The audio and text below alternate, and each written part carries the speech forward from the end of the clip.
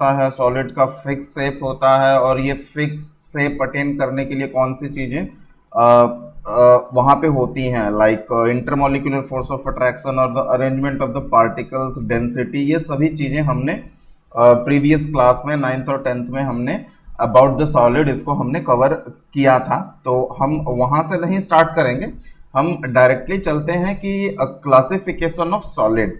तो हम स्टार्ट करेंगे क्लासिफिकेशन ऑफ सॉलिड। तो सॉलिड को बेसिकली दो कैटेगरी में क्लासिफाई किया गया है। The first one is the crystalline solid and the second one is the amorphous solid. तो जो क्रिस्टलाइन सॉलिड होते हैं, अगर हम इनकी बात करें तो in this solid the constituent particle have a well ordered arrangement through out the solid. अगर हम इन सॉलिड को देखें तो इसमें जो पार्टिकल्स होते हैं, इनका जो अरेंजमेंट होता है वो प्रॉपर वे में होता है, इन सीक्वेंस मैनर, और ये लॉन्ग रेंज ऑर्डर में होता है। और इसमें क्या होता है, they consist of a large number of small crystal, they have a definite geometrical shape like a solid has. तो इनका जो ज्योमेट्रिकल शेप होता है वो शेप फिक्स होता है, डेफिनेट होता है, फिक्स्ड मेल्टिंग पॉइंट होता है, एंड हीट ऑफ फ्यूजन इनका फिक्स होता है। अगर हम क्रिस्टलाइन सॉलिड की बात करें तो यहाँ पे कुछ एग्जांपल है, quartz, diamond, graphite, fullerene, sodium chloride, copper sulphate, ice, naphthalene. तो ये सभी जो है ये क्रिस्टलाइन सॉलिड के एग्जांपल हैं। जो सेकेंड टाइप है वो है एमॉर्फस सॉलिड। तो ये जो सॉलिड होते हैं, इसमें जो कंस्टिट्यूएंट पार्टिकल्स का जो अरेंजमेंट होता है वो through out the solid same नहीं होता है, वेल ऑर्डर में अरेंज नहीं होते हैं, they have only a short range order. The structure of this solid is similar to the liquid. Like अगर हम क्रिस्टलाइन की बात करें तो यहाँ पे शेप वगैरह, ज्योमेट्री वगैरह फिक्स होती है, but they don't have the same और definite geometrical shape. Melting point भी सेम नहीं होता है। क्रिस्टलाइन सॉलिड एक फिक्स्ड मेल्टिंग पॉइंट होता है, बट एमॉर्फस सॉलिड में मेल्टिंग पॉइंट जो है फिक्स नहीं होता है, और ना ही हीट ऑफ फ्यूजन जो है वो फिक्स होता है। अगर हम यहाँ पे एग्जांपल की बात करें एमॉर्फस सॉलिड में, तो यहाँ पे प्लास्टिक है, ग्लास है, रबर, एमॉर्फस, सिलिका, कोल, चारकोल, ये सभी जो हैं एमॉर्फस सॉलिड के एग्जाम्पल हैं। तो सॉलिड को बेसिकली इन दो कैटेगरी में क्लासिफाई किया गया है। तो अगर हम इन दोनों में डिफरेंस देखें तो यहाँ पे कुछ पॉइंट हैं जिसको हमने डिफ्रेंशिएट किया है। लाइक जो पार्टिकल्स होते हैं क्रिस्टलाइन सॉलिड में, उनका रेगुलर अरेंजमेंट होता है, बट एमॉर्फस में irregular internal arrangement of the particle होता है। क्रिस्टलाइन सॉलिड का शार्प मेल्टिंग पॉइंट और डेफिनेट मेल्टिंग पॉइंट होता है, बट एमॉर्फस सॉलिड का जो मेल्टिंग पॉइंट होता है वो फिक्स नहीं होता है, शार्प नहीं होता है, ये वेरी करता है to a certain range. Regarded as a true solid, crystalline solid को ही हम ट्रू सॉलिड कहते हैं। Regarded as a super cooled liquid और सूडो सॉलिड, तो इनको हम सुपर कूल्ड लिक्विड या फिर सूडो सॉलिड कहते हैं, जिसको बहुत ही कूल करके इनको सॉलिड में कन्वर्ट किया जाता है। तो that's why they are known as super cooled solid. Crystalline solid undergo irregular cut. अगर हम इनको कट करते हैं तो हमें इनका जो ऑर्डर ऑफ अरेंजमेंट है पार्टिकल का वो एक रेगुलर पैटर्न में दिखाई देगा, but when we talk about the amorphous solid तो यहाँ पे इरेगुलर कट हमें वहाँ पे दिखाई देता है। Next difference is crystalline solid anisotropic in nature और amorphous solid isotropic in nature. तो एनिसोट्रॉपिक और आइसोट्रॉपिक क्या है इसको हम डिस्कस कर लेते हैं एक बार। सो एनिसोट्रॉपिक और आइसोट्रॉपिक को अगर हमें डिफ्रेंशिएट करना है तो फर्स्ट हम देखते हैं एनिसोट्रॉपिक क्या है। Solid in which the physical property like electrical conductance, refractive index etcetera are different when measure in different direction are said to be anisotropic in nature. तो अगर हम क्रिस्टलाइन की बात करें, क्रिस्टलाइन सॉलिड क्या है, एनिसोट्रॉपिक इन नेचर है। तो एनिसोट्रॉपिक क्या है कि अगर हम इसकी फिजिकल प्रॉपर्टी को देखें, इलेक्ट्रिकल कंडक्शन और रिफ्रैक्टिव इंडेक्स को देखें, तो अगर हम डिफरेंट डायरेक्शन से इसमें मेजर करते हैं तो यहाँ पे क्या है, हमें डिफरेंट वैल्यू मिलती है, डिफरेंट चीजें देखने को मिलती हैं। लाइक इलेक्ट्रिकल कंडक्शन और रिफ्रैक्टिव इंडेक्स हर साइड से वेरी करता है। This is due to the different arrangement of particle in different direction. Crystalline solid belongs to this class. और अगर हम आइसोट्रॉपिक सब्सटेंस की बात करें लाइक एमॉर्फस सॉलिड, तो solid in which the physical property are same along any direction are said to be isotropic in nature। यहाँ पे हम किसी भी डायरेक्शन में उसको मेजर करें we will get the same properties। this is due to the irregular arrangement of the particles along different direction। amorphous solid belong to this class, so this is the anisotropic and isotropic substance। now next one is the classification of crystalline solid। तो अब crystalline solid को भी classify किया गया है। तो देखते हैं किसके बेसिस पे इसको क्लासिफाई किया गया है। On the basis of nature of particles and the binding force between the particles. Binding force means the force of attraction between the particles. जो सॉलिड में पार्टिकल्स होते हैं उनको कौन सी फोर्स जो है वो पकड़ के रखते हैं, that is the binding force, और वो पार्टिकल्स का नेचर है। तो इसके बेस पे हमने क्रिस्टलाइन सॉलिड को 4 टाइप में क्लासिफाई किया है। First one is the molecular solid, ionic solid, metallic solid, and the last one is the covalent solid. Now, when it comes to the molecular solid, here the constituent particles are molecules. तो जैसा कि नाम में लिखा हुआ है कि जो solid है molecular solid, तो इसके जो particles होंगे वो क्या होंगे, वो molecules होंगे. These are further subdivided into 3 category. First one is the non-polar molecular solid. तो यहाँ पे जो नॉन पोलर मॉलिक्यूलर सॉलिड है, तो यहाँ पे अगर हम नॉन पोलर मॉलिक्यूलर सॉलिड के कंस्टिट्यूएंट पार्टिकल्स की बात करें तो यहाँ पे क्या होगा, नॉन पोलर मॉलिक्यूल्स होगा like hydrogen, chlorine, iodine, they are the non polar substance और नॉन पोलर मॉलिक्यूल्स। तो ये जो सब्सटेंस सॉलिड बनाते हैं उसको हम नॉन पोलर मॉलिक्यूलर सॉलिड कहते हैं। या फिर यहाँ पे कुछ नोबल गैसेस भी हैं लाइक आर्गन, हीलियम।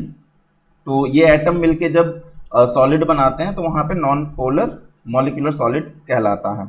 और इनके बीच में जो फोर्स ऑफ अट्रैक्शन होता है, बाइंडिंग फोर्स होता है, binding force between the particle is London dispersion force और weak van der Waals forces.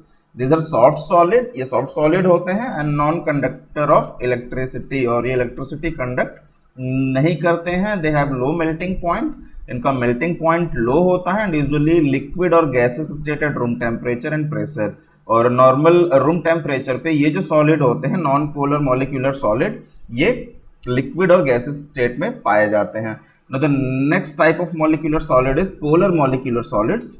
Here the constituent particles are polar molecules. तो यहाँ पे नॉन पोलर में नॉन पोलर मॉलिक्यूल्स होंगे, पोलर में polar molecules like HCl, carbon dioxide, sulphur dioxide, ये सभी polar molecules हैं। And the binding forces between the particles relatively stronger dipole dipole interaction. तो इनके बीच में डाइपोल डाइपोल इंटरैक्शन फोर्स होता है। These are soft and non-conductor of electricity. ये भी soft होते हैं और non-conductor of electricity होते हैं। Their melting points are higher than those of non-polar molecules. और अगर हम इनको non-polar से compare करते हैं तो इनका जो melting point होता है वो non-polar से ज़्यादा होता है। Most of them are gases or liquid at the room temperature and pressure. ये भी जो होते हैं वो room temperature और pressure पे गैसेस या लिक्विड के फॉर्म में पाए जाते हैं, स्टेट में पाए जाते हैं।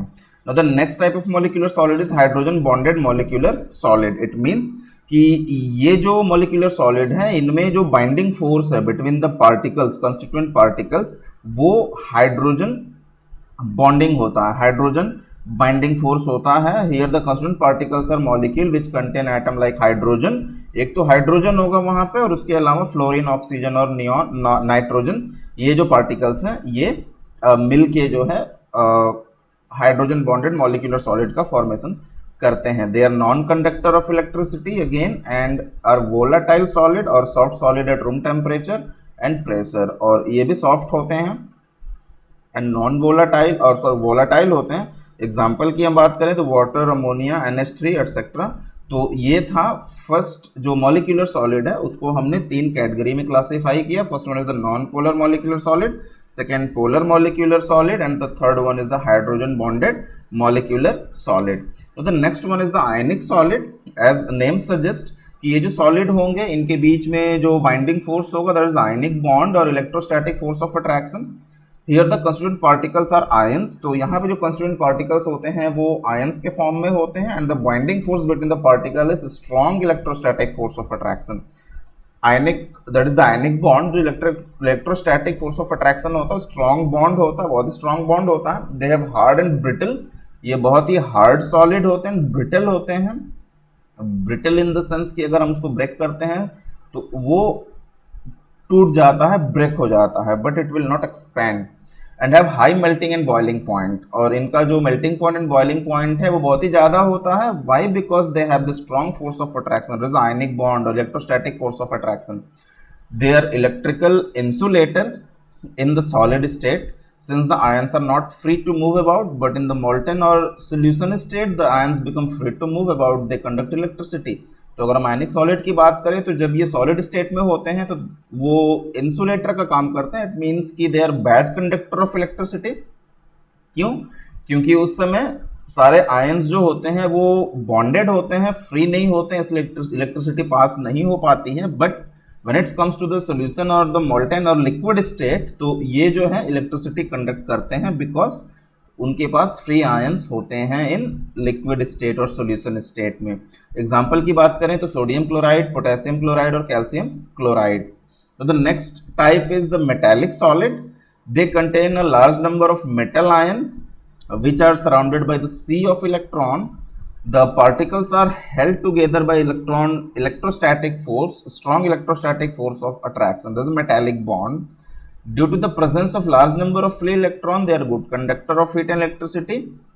और क्योंकि ये sea of electron से surrounded होते हैं और इसमें बहुत सारे free electrons होते हैं, so that's why they conduct electricity very easily. That's why they are a good conductor of electricity and heat.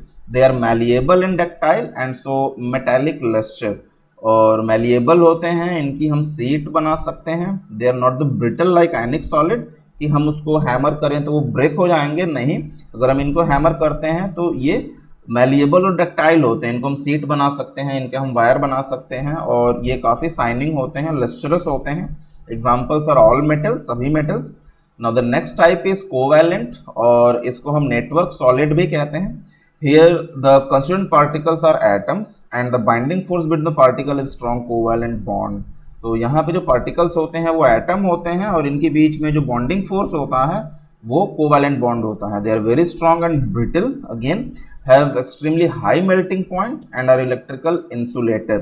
Example diamond, silicon carbide, SiC, commonly known as carborundum, and next one the quartz and graphite. तो ये कुछ classification, 4 classification है जिसमें हमने molecular solid देखा, उसमें भी 3 category थी। उसके बाद आयनिक solid, metallic solid and the covalent solid based on the constituent particles and the binding force के बेस पे हमने इनको क्लासिफाई किया है। ये सभी क्रिस्टलाइन सॉलिड के टाइप्स हैं, classification.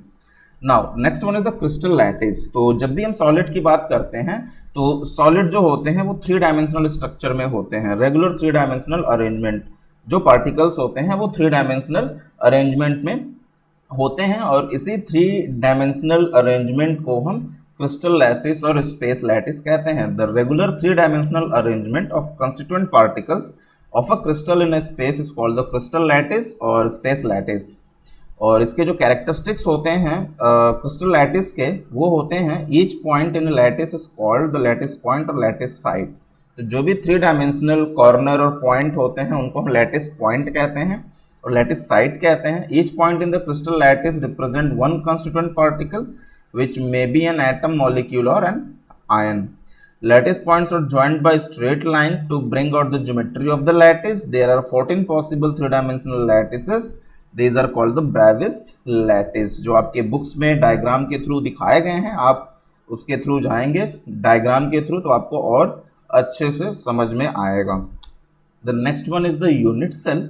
Unit cell is the smallest portion of the crystal lattice. तो अगर हम बात करते हैं तो crystal lattice again the arrangement of the solid constituent particles होते हैं और उसमें लाइक जैसे ह्यूमन बींग्स में होता है कि cell is the structural and functional unit of any living beings, उसी तरीके से अगर हम क्रिस्टल लैटिस की बात करें तो यहाँ पे द स्मॉलेस्ट पोर्शन होता है, that is the unit cell. A unit cell is the smallest portion of the crystal lattice which when repeated in 3 dimensions to generate the entire lattice। और वो छोटे छोटे यूनिट सेल मिलके total crystal lattice का formation करते हैं और it is the building block of a crystal. A unit cell is characterized by its edge length, that is edge length को हम ABC से रिप्रेजेंट करते हैं और angle between the edge length is represented by alpha, beta and gamma। और alpha between B and C side, beta A and C के बीच में जो एंगल बनता है और gamma between A and B. Thus a unit cell is characterized by the 6 parameter that is A, B, C and alpha, beta, gamma। वहाँ पे edge length और एंगल्स के बेस पे unit cell can be broadly divided into 2 types, that is primitive and centered unit cell। तो unit cell को दो तरीके से क्लासिफाई किया गया है, डिवाइड किया गया है. First one is primitive unit cell and the second one is the centered unit cell. So what is the primitive unit cell? Here the constituent particle is present only at the corner of the unit cell. तो वो unit cell जिसमें जो constituent particles होते हैं वो सिर्फ corner पे ही present होते हैं unit cell के. तो इस तरीके के unit cell को हम primitive unit cell कहते हैं. But when we talk about the centered unit cell, तो centered unit cell again तीन तरीके के होते हैं. इसमें जो कंस्टिट्यूएंट पार्टिकल्स होते हैं वो कॉर्नर पे तो होते ही हैं, साथ साथ में फेस पे, बॉडी पे या फिर दो फेस के सेंटर में होते हैं. तो उसके बेस पे हमने इनको तीन कैटेगरी में क्लासिफाई किया गया है. First one is the body centred unit cell. Here the constituent particles are present at the body centre and at the corner of the unit cell. तो कॉर्नर पे तो होंगे, साथ साथ में उसके पूरे बॉडी के सेंटर में unit cell constituent particle present होता है. तो उस तरीके के यूनिट सेल को हम बॉडी सेंटर्ड यूनिट सेल कहते हैं. The next one is face centred unit cell. कोई भी थ्री डायमेंशनल स्ट्रक्चर है तो वहाँ पे फेसेस होते हैं. अगर हम क्यूब की बात करें, क्यूबॉइड की बात करें तो वहाँ पे 6 फेसेस होते हैं. So face centred unit cell में क्या होता है? Here the constituent particles are present at the centre of each face and at the corner of the unit cell. तो सभी कॉर्नर पे कंस्टिट्यूएंट पार्टिकल्स होंगे और फेसेस पे भी कंस्टिट्यूएंट पार्टिकल प्रेजेंट होंगे. तो इस तरीके के यूनिट सेल को हम फेस सेंटर्ड यूनिट सेल कहते हैं. और last one is the end centred unit cell. Here the constituent particles are present at the centre of any two opposite faces at the corner of the unit cell. तो ये है कि constituent particle present at the centre of any two opposite faces. तो opposite faces के centre में present होता है और जो भी है कॉर्नर पे होते हैं. कॉर्नर पे तो होते ही हैं. तो इस तरीके के यूनिट सेल को हम एंड सेंटर्ड यूनिट सेल कहते हैं. तो नेक्स्ट है इम्परफेक्शन इन सॉलिड. तो what is imperfection in solid? In crystalline solid the complete orderness of the constituent particle is seen only at raw temperature. तो जब हम बात करें क्रिस्टलाइन सॉलिड की, तो जो क्रिस्टलाइन सॉलिड में वेल अरेंजमेंट होता है कंस्टिट्यूएंट पार्टिकल्स का, ये सिर्फ हमें लो टेम्परेचर पे ही दिखाई देता है. Well order arrangement.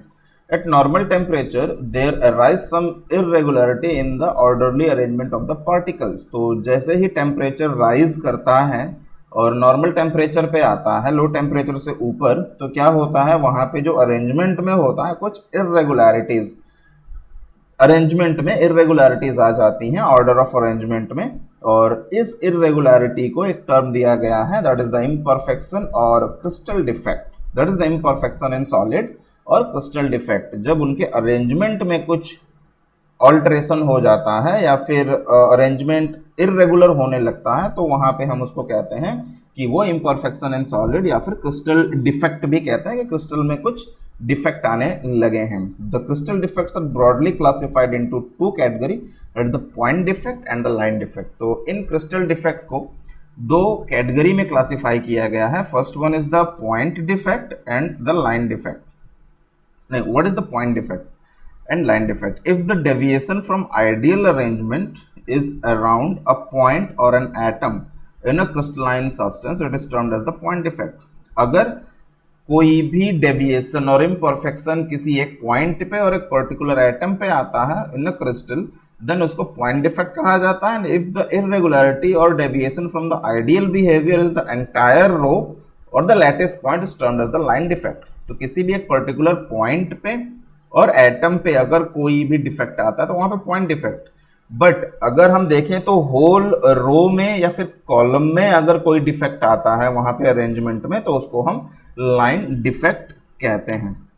Now again point defect can be classified into 3 types. तो इसको 3 कैटेगरी में क्लासिफाई किया गया है. First one stoichiometric defect, non stoichiometric defect and impurity defect.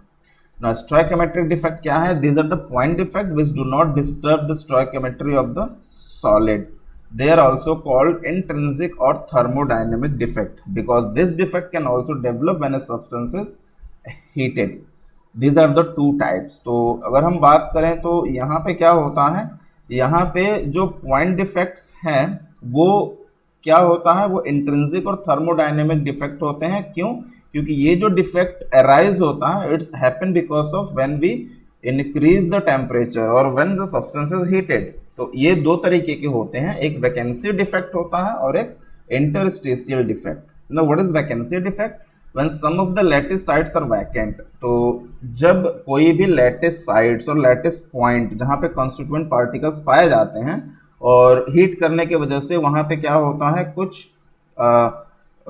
जो constituent particles होते हैं वो वैकेंट हो जाते हैं वहां पे। The crystal is said to have a vacancy defect. This defect decreases the density of the solid. और ये जो डिफेक्ट है वो सॉलिड के डेंसिटी को डिक्रीज करता है क्योंकि वहां पे पार्टिकल कम हो रहे हैं, वैकेंट हो रहे हैं। That's why they are the vacancy defect. Now the next one is the interstitial defect. When some constituent particle occupy an interstitial site, the crystal is said to have this defect increases.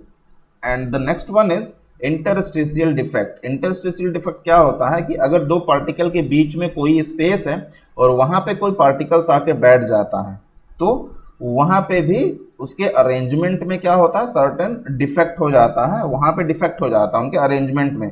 तो इस तरीके के defect को हम interstitial defect कहते हैं। और जहां पे इंटरस्टेशियल डिफेक्ट होता है वहां पे सॉलिड की डेंसिटी बढ़ जाती है, बढ़ने लगती है, क्योंकि एक एक्स्ट्रा कॉन्स्टिट्यूएंट पार्टिकल्स आके वहां पे सॉलिड के अंदर बैठ जाता है। That is the interstitial effect. The above two types of defects are shown by non ionic solid. और ये जो दो डिफेक्ट हैं, वैकेंसी डिफेक्ट और इंटरस्टेशियल डिफेक्ट, ये नॉन आयनिक सॉलिड में हमें देखने को मिलता है। Now next one is the ionic solid shows two types of stoichiometric defect, that is Schottky defect and Frenkel defect. तो नॉन आयनिक सॉलिड में वैकेंसी डिफेक्ट और इंटरस्टेशियल डिफेक्ट हमें देखने को मिलता है। But when it's comes to the ionic solid, इसमें दो तरीके के डिफेक्ट होते हैं, that is Schottky defect and Frenkel defect. No what is Schottky defect? It is basically a vacancy defect. तो शॉटकी डिफेक्ट क्या होता है, यहाँ पे वैकेंसी डिफेक्ट होता है। It arises due to missing of equal number of anion and cation from the lattice site और lattice point. तो यहाँ पे जब इक्वल नंबर ऑफ एनायन और कैटायन मिस हो जाते हैं, इक्वल नहीं होते हैं, तो वहां पे शॉटकी डिफेक्ट अराइज होता है। It is shown by ionic crystal in which the anionic and cationic sizes are almost equal. और ये उस तरीके के आयनिक क्रिस्टल में दिखाई देते हैं जहां पे एनायन और कैटायन का जो साइज होता है, नंबर होता है, वो ऑलमोस्ट इक्वल होता है। लाइक सोडियम क्लोराइड की बात करें, पोटेशियम क्लोराइड, सोडियम ब्रोमाइड है। So Schottky defect, due to this defect the density of the solid decreases. और इस डिफेक्ट के वजह से जो सॉलिड की डेंसिटी है वो डिक्रीज होती है। The next one is the Frenkel defect. It is basically an interstitial defect. It arises due to the misplacing of an ion, generally of cation, from the lattice side to the interstitial side. It is also called the dislocation defect. तो यहाँ पे क्या होता है, यहाँ पे misplacing, उसके जगह से हटके वो इंटरस्टेशियल साइट पे प्लेस हो जाता है और इसीलिए इसको हम डिसलोकेशन, इट मीन्स इसका जो लोकेशन है वो चेंज हो जाता है from that point two this point. This type of defect shown by the ionic solid in which there is a large difference in the size of the ions, like zinc sulfide, sodium chloride, sodium bromide, sodium iodide, ये सभी Frenkel defect show करते हैं. और इसमें क्या होता है कि इसमें जो डेंसिटी है वो चेंज नहीं होती है. क्यों डेंसिटी चेंज नहीं होती है? क्योंकि इसमें एक्स्ट्रा पार्टिकल्स वहाँ पे नहीं आते हैं. जनरली वहाँ पे क्या होता है कि जो कैटायन होता है उसका जो पोजीशन है वो जस्ट डिस्प्लेस हो जाता है, वहाँ से वो हटके इंटरस्टेशियल साइट पे आ जाता है. तो इस तरीके के डिफेक्ट को हम फ्रेंकल डिफेक्ट कहते हैं. Now the next one is the metal excess defect. Metal excess, again here the number of cation is greater than the number of anion. जब दो अगर सॉलिड है और वहाँ पे जो कंस्टिट्यूएंट पार्टिकल्स हैं वो कैटायन और एनायन के फॉर्म में हैं और इक्वल नंबर में हैं, लेकिन जब वहाँ पे कैटायन की संख्या, कैटायन मीन्स मेटल, तो कैटायन की संख्या जब ज़्यादा हो जाती है तो वहाँ पे हम कहते हैं कि मेटल एक्सेस डिफेक्ट हो गया है, मेटल ज़्यादा हो गया है. This arises in two ways. तो ये दो तरीके से होता है. Metal excess defect due to the anionic vacancy. जब excess defect due to anion की वैकेंसी हो जाती है, इट मीन्स कि जब एनायन कम हो जाता है तो मेटल एक्सेस कर जाता है. Here some of the anions are missing from the lattice site. तो electrical neutrality is maintained by occupying electron in the anionic side. These electrons are called F centers because they give color to the crystals. और ये जो defect है वो कौन show करता है? Alkali metal halides. For example when NaCl is heated in the atmosphere of sodium vapor, some sodium atom are deposited at the surface of the crystal. The chlorine ion diffuses to the surface of the crystal and combines with sodium to form a sodium chloride. तो ये है. Now the next one is the electron so formed diffuses into the crystal and occupy the anion vacancy. These electrons absorb light energy and get excited. As a result, crystal become yellow in color. Similarly, excess of lithium makes lithium chloride pink and excess of potassium make potassium crystal violet. These are the things. And the second type is metal excess defect due to the extra cation. तो ये सारी चीजें हैं कि एक तो क्या है कि एनायन की वैकेंसी हो जाए तब मेटल एक्सेस हो जाए, और दूसरा क्या है कि कैटायन बढ़ जाए, extra cation at interstitial site. तो जहां पे इंटरस्टेशियल साइट है वहां पे कोई एक्स्ट्रा कैटायन आके बैठ जाता है तो वहां पे भी मेटल एक्सेस डिफेक्ट हो जाता है. तो ये दो कैटेगरी है मेटल एक्सेस डिफेक्ट की. अगर हम बात करें तो एक है आपका जहां पे एनायन की वैकेंसी होती है और दूसरा में एक्स्ट्रा कैटायन वहां पे आ जाता है. Next one is the metal deficiency defect. Here the number of cation is smaller than the number of anion. Metal deficiency में क्या होता है कि मेटालिक आयन जिसको हम कैटायन कहते हैं उसकी डेफिशिएंसी हो जाती है. This is mainly arises due to the cation vacancy. A typical example of this type is iron oxide FeO. In FeO, 2 out of the 3 Fe2 plus ion are converted to Fe3 plus and third Fe2 plus is missing. This creates a vacancy in the crystal lattice. तो इसकी वजह से होता है. Next impurity defect. Impurity defect में क्या होता है? It is the defect arising to the presence of foreign particles in a crystal. तो अगर कोई क्रिस्टल है और वेल अरेंजमेंट है और वहाँ पे कोई दूसरा सब्सटेंस फॉरेन जो कि उस क्रिस्टल में नहीं था वो आके वहाँ पे बैठ जाता है, तो उस तरीके के डिफेक्ट को हम इम्प्योरिटी डिफेक्ट कहते हैं. लाइक इस एग्जांपल में आप देख सकते हैं कि सोडियम क्लोराइड है तो यहाँ पे क्या है कि कोई फॉरेन मेटल जो है वो उस स्पेस को ऑक्यूपाई कर ले रहा है. Like for example in the molten NaCl containing a little amount of strontium chloride SrCl2 in crystallize. Some of the sites of sodium plus ions are occupied by Sr2 plus. Each Sr2 plus replaces 2 sodium ions. It occupies the site of one ion and other site remain vacant. So the cation vacancy thus produced are equal in number so that the strontium 2 plus ion. Another similar example is the solid solution of cadmium chloride and silver chloride AgCl.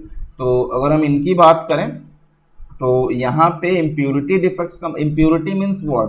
The unwanted substance जो उसमें नहीं होता है और वो आके उस substance में रिप्लेस कर जाता है, बैठ जाता है, तो वहाँ पे हम उसको इम्प्योरिटी डिफेक्ट्स कहते हैं. तो ये सारे टॉपिक आपको कवर करने हैं फर्स्ट चैप्टर में. इसके आगे के जो टॉपिक हैं जिसमें magnetic property of the solid है और electrical property of the solid है, पी टाइप एन टाइप, ये सारी चीज़ें जो हैं वो CBSE ने 2021 के सिलेबस से हटा दिया है, जिसको आपको स्टडी नहीं करना है. और अबाउट द सॉलिड आपको नहीं पढ़ना है. बेसिकली आपको स्टार्ट करना है amorphous and classification of solid से, एमॉर्फस एंड क्रिस्टलाइन सॉलिड से, जिससे आपको क्वेश्चंस दिए जाएंगे. तो आपको अगर इस टॉपिक में कोई भी डाउट है रिगार्डिंग द सॉलिड स्टेट तो आप उसको बिल्कुल पूछ सकते हैं. अपने कमेंट बॉक्स में आप कमेंट करके उसको आप बिल्कुल पूछ सकते हैं, उसका रिप्लाई किया जाएगा. और इसके साथ साथ आपको PDF नोट्स भी प्रोवाइड किया जाएगा और साथ में NCERT बुक को जो टॉपिक आपके सिलेबस में है उसको थॉरोली लाइन बाय लाइन आप स्टडी करिए. अगर कोई डाउट है तो बिल्कुल उस डाउट को पूछिएगा through comment section. Thank you. मिलते हैं नेक्स्ट चैप्टर नेक्स्ट